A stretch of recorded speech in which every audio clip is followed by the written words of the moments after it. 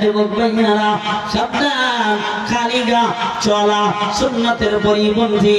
আলহামদুলিল্লাহ, আমার সাবালেগ হওয়ার পর থেকে আমার মা, আমার বিবি, আমার মা পূর্ণাঙ্গ বডি আগে দেখে নাই, আমার বিবি শুধুমাত্র পূর্ণাঙ্গ বডি দেখেছেন।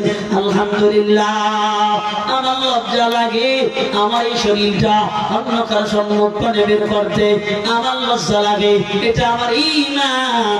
ও যুবক ভাইয়ারা, এই শরীরটা বের করো না। তুমি পুরুষ, কি হয়েছে শরীরের ভিতরেও আল্লাহ দেওয়া নূর আছে না? কখনো ও দুনিয়ার বান্দারা মানুষের সম্মুখে বডিটা দিয়ে চলতেন না। নবী পিটি একটা নবুয়াত, মোহরে নবুয়াত ছিল, সবার জানা আছে কিনা বলেন? এটি দেখা যাইত না। নবীজি সাহাবীকে নবী বলেন, দুনিয়ার জমিনে আমি তোমাকে প্রহার করেছি, আমাকে তুমি প্রতিদান দিয়ে দাও, বিচারের ফয়সালা তুমি তোমাকে যা করেছি তুমি সেইটা দিয়ে দাও। নবীজির সাহাবী দাঁড়ায় গেছে, নবীজি চাবুক ধরায় দিলেন, কয় পিঠের ভিতরে চাবুক দিয়ে আঘাত করবে। সব সাহাবীদের মেজাজ গরম। আল্লাহর নবীর সাহাবী এবার পিঠের ধরে দাঁড়াইয়া গেলেন। নবীজি বলেন, সাবধান, ওরে প্রতিশোধ নিতে দাও। এবার সাহাবী ডাক দিয়া বলেন, নবী আপনার পিছনের জামাটা একটু জাগান, আমি প্রতিশোধ নিয়ে নেব। নবীজির পিছনে মোহরে নবুয়াত এমনি দেখা যায় না, যেহেতু নবী খালি গায়ে চলাফেরা করে না। ও যুবক ভাই,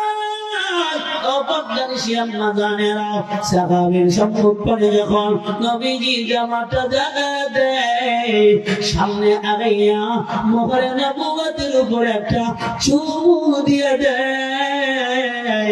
চিল্লা বলেন সুবহানাল্লাহ। কারণটা কি? কারণটা হইল নবীর একটা নবুয়তি মুখর আছে, মোহরে নবুয়াত দেখতে পারি নাই। কেন নবী খালি গায়ে বের হয় না? তুই আর আমি যাব না, খালি গায়ে চলি, একবারে সোলা কলা। বাবা অনেক মুরব্বীরা হায় হায় একটু লজ্জা নেই, লজ্জা বড় দামি। এক আল্লাহর ওলির কাছে এক বান্দা গেলেন, বান্দি গেলেন, যে ডাক দিয়ে পায় আল্লাহর ওলি অনুমতি দেন জিনা করো। আমাদের দেশে মনে হয় জিনা চলে না, জোরে না জোরে বলুন, আরো জোরে বলেন। অনুমতি দেন, আমি জিনা করবো। জিনা দুনিয়ার জমিনে ঈমানওয়ালা করে না, আমি জিনার অনুমতি দিতে পারবো না। দেওয়া লাগবে, দেওয়া লাগবে। আমি জিনার অনুমতি দিব না, তবে আমি তোমাকে বাজারের ভিতরে পাঠাবো। ওই বাজারে যাইয়া সবার সম্মুখে যখন প্রসাব করে দিলা, অনুমতি অটোমেটিক হয়ে যাবে। কি করবো? প্রসাব কোথায় করবে?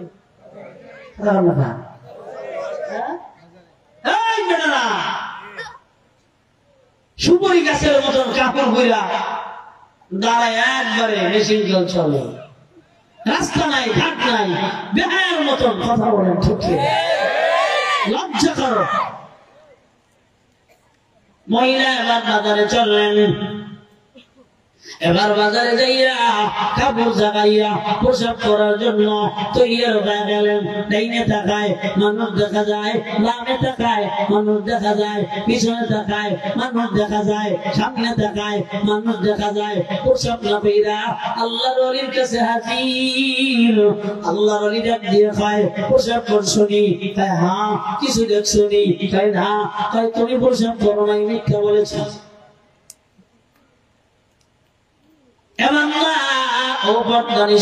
আম্মা জানেরা একটু কানটা লাগায় শোনেন রে, আম্মা জানেরা এবার এবার আমি যাব, এবার প্রসাব করেই ছাড়ো।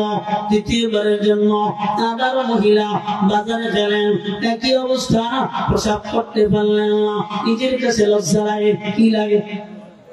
হ্যাঁ, নিজের কাছে লজ্জা লাগে। আল্লাহর বান্দিরা মানা করেছে, সেটা দিয়ে তো হুজুর আমি প্রসাব করেছি, হুজুর বলে কিছু দেখছো নি? হুজুর ডাক দিয়া বলে তাহলে তুমি প্রসাব করো নাই। তিনবার চলে যায়, চতুর্থবার নারী বার বাজার যাইয়া ছায়ার কাপড় উঠাইয়া প্রসাব শুরু করে দেয়। কি যেন সাদা ধাপ্পা সামনে থেকে ঘোড়ার মতন দ্রুত গতিতে চলে গেলেন। হুজুরের কাছে এসে ডাক দিয়া কয়, হুজুর প্রসাব করে দিয়েছি, কিছু দেখছো নি?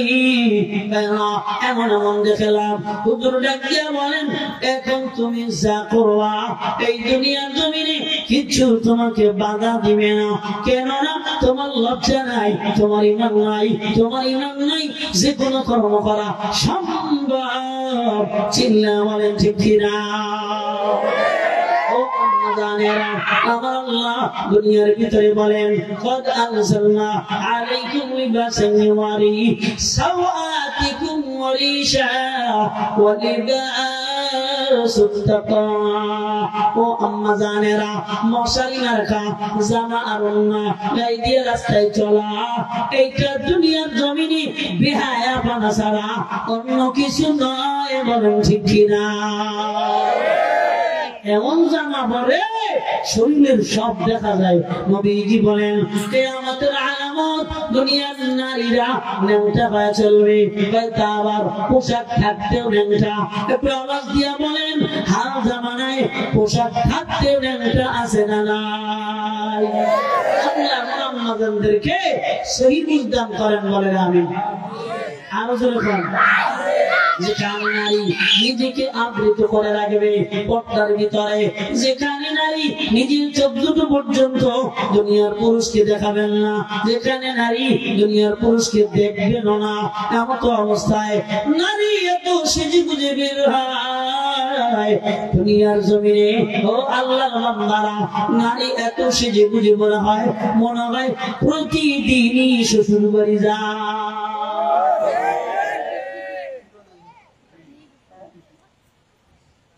যায় মাছ কিনতে, কি কিনতে যায়? ফ্রি বিষ কিনতে, কি কিনতে যায়? বাজার করতে, কি করতে? এমন ভাবে মেকআপ, কি জানি কি মেকআপ এমন ভাবে করে মনে হয় যেন শ্বশুর বাড়ি যে ভালো আছে, গামাইতে পারে না। মিনি টিভি ব্যাগের ভিতর দা কি কি ব্যাগ ফিরে আবার মস্তে থাকে, কিলো মস্তে থাকে। হ্যাঁ,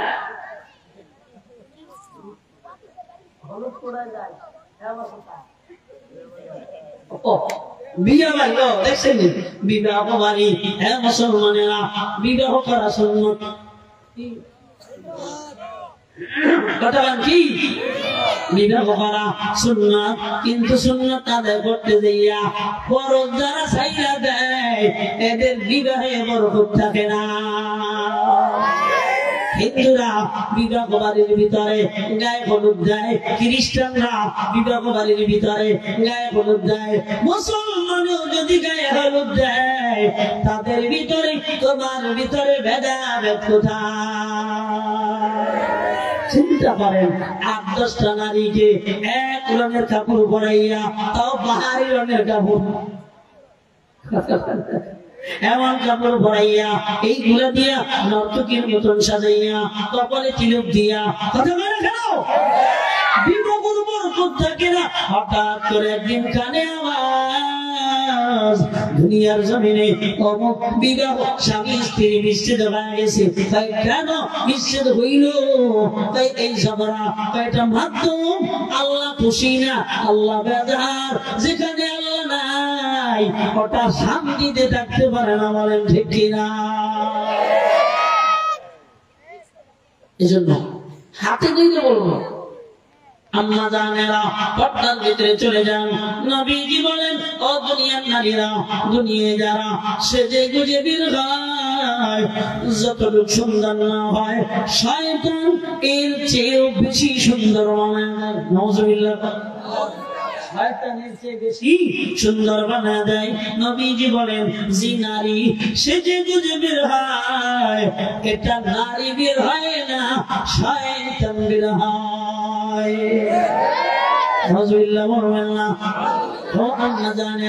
স্বামীর কথা ছাড়া যত সময় বাড়ির বাহিরে থাকবেন তত সময় আমার নবীজি বলেন, আসমানের ফেরেশতারা, জমিনের ফেরেশতারা, সব ফেরেশতারা আপনার জন্য বরদোয়া করেন। কেন না? আপনি স্বামীর অনুমতি নেন নাই। শুধু তাই না, স্বামীর অনুমতি নিলেই হবে না, এবার এমন একটা যুবতী বলে, এমন একজন পুরুষ নিয়ে চলা লাগবে যেই পুরুষের সঙ্গে দেখা করা যায়, যেই পুরুষ হয়তো সন্তান, যেই পুরুষ হয়তো ভাই, যেই পুরুষ হয়তো বাবা, যেই পুরুষ হয়তো দুনিয়ার জমিনে স্বামী, এমন পুরুষদের নিয়ে চলো সাবধান। আল্লাহর বান্দারা সম্পদ নেওয়ার জন্য, সম্পদ নিয়ে চলার জন্য সবাই সেফটি ব্যবহার করি, কিন্তু একজন নারীর জন্য সেফটির চিন্তা করি না। বলেন, টাকা হারায় গেলে কামাই করা যায় কি যায় না? টাকা হারায় গেলে কামাই করা যায়, টাকায় লস খাইলে আবার ব্যবসায় টাকা পাওয়া যায়।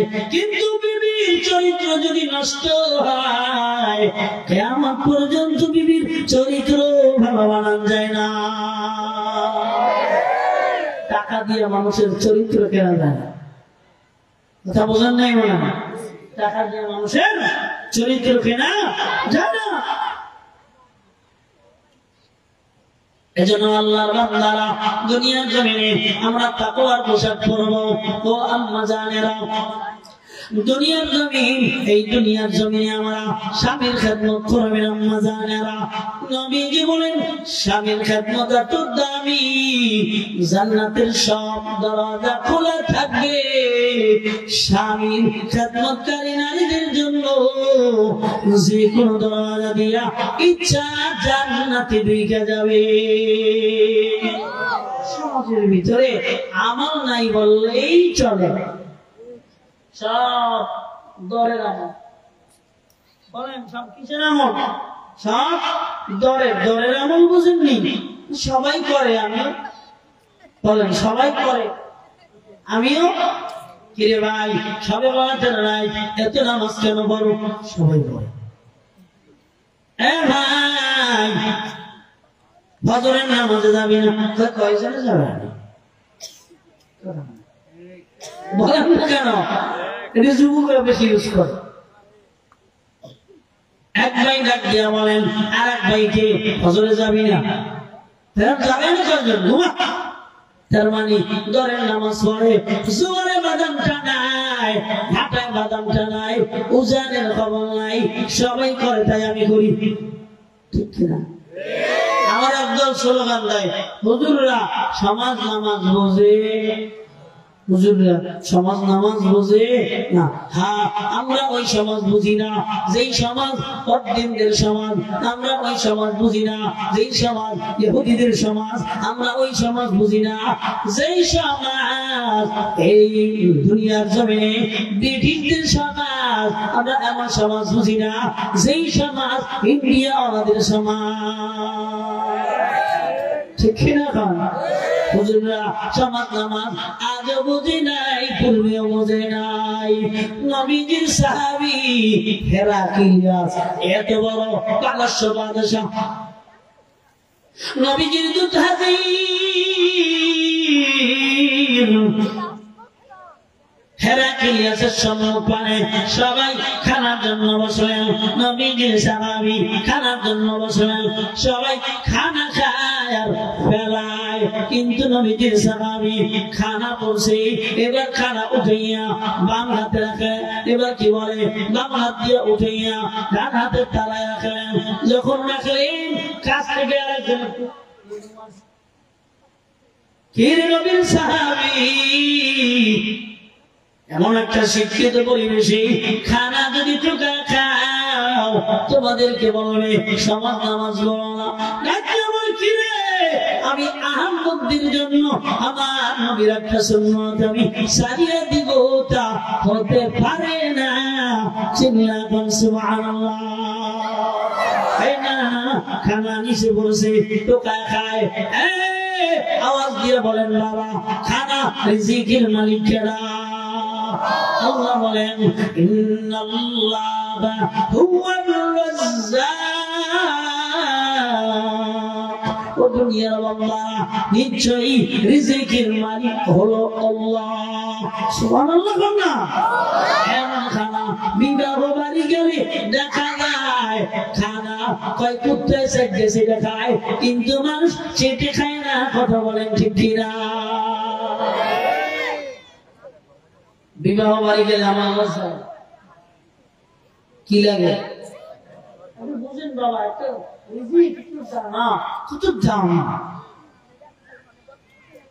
ফ্যাশন, তোর ফ্যাশন তোর সন্তানদেরকে ভিক্ষুক বানাতে হবে, তোর ফ্যাশন তোর নাতিদেরকে ভিক্ষুক বানাতে হবে। চিল্লা বলেন ঠিক কিনা?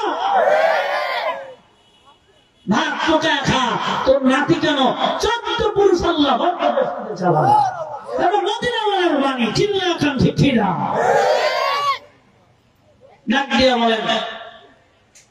আমার যদি সম্পদ তুলে যায় দোয়া করে, সম্পদ তুলবে উঠে ডুবে চলবে, খানা খাওয়া নিচে পড়বে উঠাবা না, চলে যাবে পারা, সম্পদ কমে যাবে।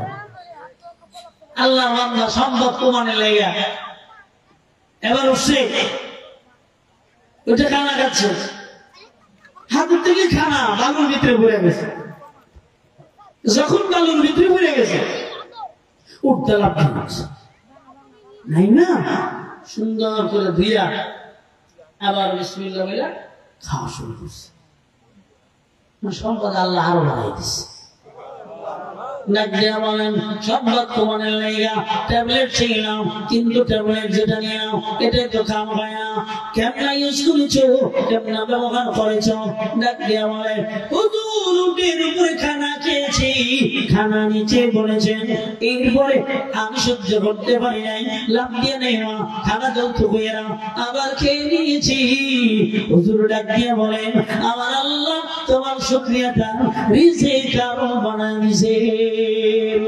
لئن شكرتم لأزيدنكم ولئن كفرتم إن عذابي لشديد।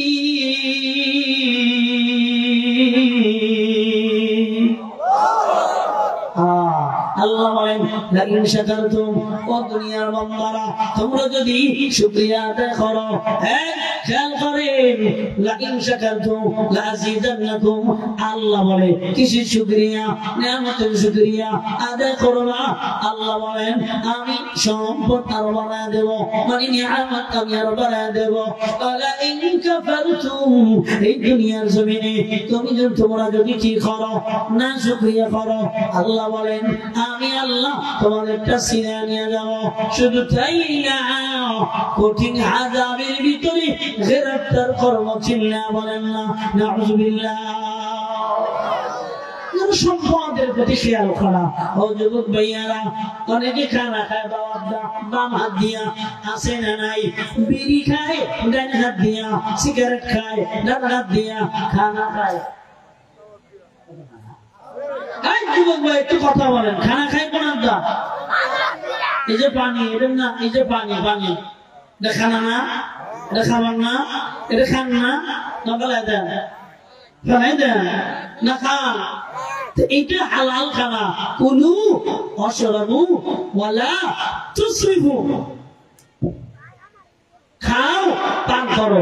এটা পান করা না, এটা যদি পান করা হয় আল্লাহ কয় খাও, আল্লাহর হুকুম কি বাবা দানা নাই না? নবীজির সুন্নাত কি ডানা দানা বাবা দা? আরো জোরে বলেন। এজন্য আমরা সব জায়গায় মদিনাওয়ালার সুন্নাত লাগায় দেব ইনশাআল্লাহ।